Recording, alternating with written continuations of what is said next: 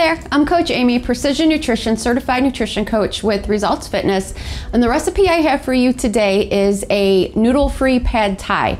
So this is all the goodness of pad thai minus the noodles. So to make up the bulk of the dish, you know, pad thai is typically very noodle heavy. We're going to be replacing that with veggies. So my favorite part of this recipe, it is so veggie packed that there's multiple servings of vegetables per serving in here, so easy way to get your veggies in. All right, this one kind of has a lot going on. You know, typically my recipes only have a handful of ingredients. This one is a little bit more intensive than what I commonly put out, but we'll take it step by step. So to get started, we're gonna start with the eggs first. So I already have 3 eggs whisked, and I'm going to scramble these up real quick.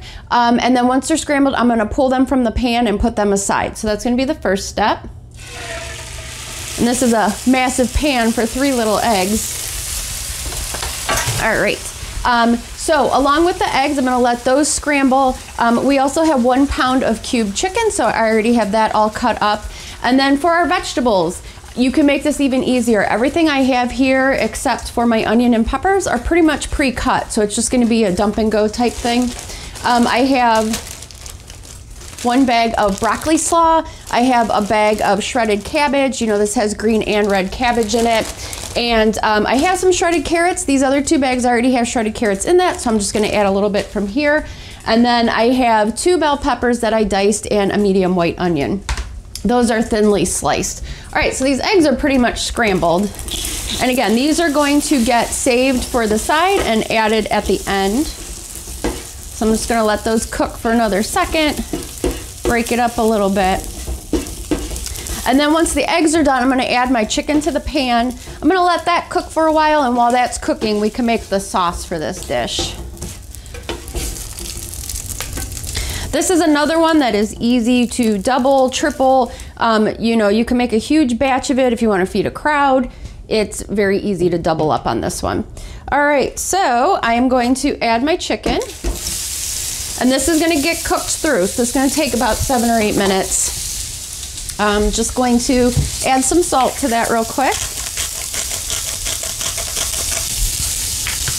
All right, let me give that a quick mix.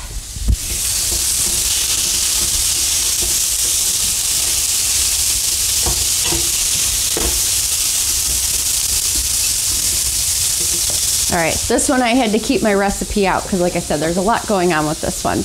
All right, so we have the chicken on.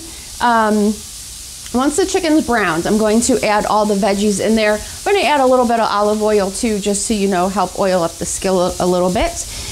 And then once the chicken and the veggies are softened, then that's when you can add the sauce and the eggs back in. So we're going to let that cook, and we're going to get to the sauce. All right, so for the sauce, like I said, this one's got a lot going on. We have rice vinegar, low sodium soy sauce. I have sesame oil, almond butter. There's some fresh lime juice and garlic, and that's everything. All right, so I'm just going to put all of the sauce ingredients in a bowl and whisk those. When it comes to the almond butter, if you could get the super, I don't know how else to describe this, the drizzly almond butter, meaning not the super thick kind. You know, the natural almond butter always has, like, you know, that oil on the top that you want to mix in. That will help make this, you know, a creamier sauce. So if you could get that one as opposed to like the super thick almond butter, I highly recommend that. All right, so we have our almond butter. Next up is the soy sauce. And again, I'm using low sodium soy sauce. Still has plenty of flavor, you know, but a lot of reduced sodium in it. So highly recommend the reduced sodium. I have fresh lime juice. It's 3 tablespoons, which that was about 1 large lime. All right, so I have that. Next up is, if you like spice, you can add red pepper to this. I'm not going to because my kids won't eat it then. So if it were just for me and my husband, would totally add the kick to it. But for today, I'm going to be avoiding the spice. All right, I'm just gonna stir up the chicken real quick. This is cooking quickly, so that's good. We'll be able to get everything in here, and I won't take up too much of your time today.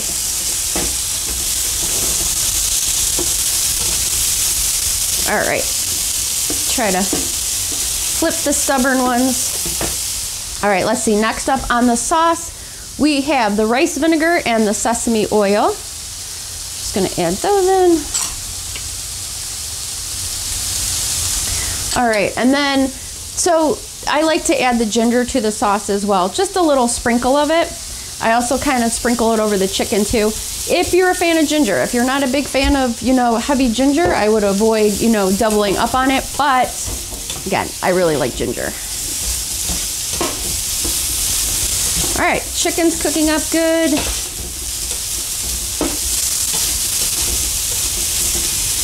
All right, and then let's see, what else do I have on here? Garlic. So since the chicken is mostly cooked, I'm gonna add the garlic now. It's about, the recipe says 5 cloves, but if you know me, it's probably more like 20. I never understand recipes that say 1 to 2 cloves of garlic. I'm like, that's per serving. Like that's not enough garlic. All right, and then I do have some sliced green onion. This is going to be for topping it off later. All right, so I'm gonna whisk the ingredients for the sauce. Might take a little bit of effort because again, that almond butter is pretty creamy. Almond butter is a little thicker, so I'm gonna mix this now, and then before I pour it over, I'm going to mix it again. Okay. All right, so the chicken is about 80% done. A couple more minutes, that will be set. So I'm actually going to add a little bit more olive oil, and then I'm going to add my veggies. And by the time those veggies are softened, the chicken will be cooked through.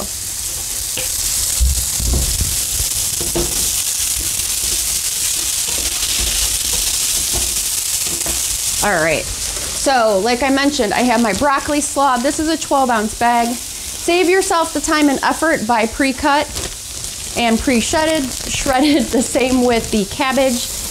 This is red and green cabbage. And there's a lot of shredded carrots in there already, so I'm just gonna add a handful from here.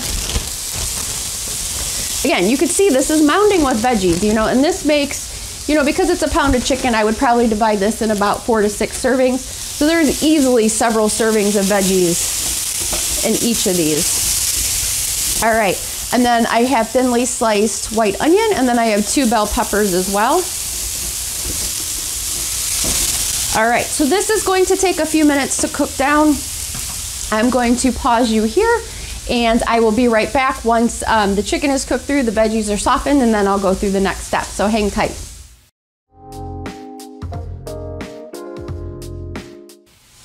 All right, I am back. So all of the veggies have cooked down, and next what I'm going to do, I'm going to add the scrambled eggs back into the pan, and just mix that up well to make sure that it gets incorporated well. Now you could do this 1 of 2 ways. You can either drizzle all of the sauce over now, mix it in together, or you can plate this and then put the sauce on top of it there. That's what I prefer to do. This way when, if I have any leftovers or anything like that, sometimes it tends to soak the sauce up. So I like to add the sauce when I'm serving it. All right, so I think I got all the eggs in there. I'm just gonna plate a little bit of this.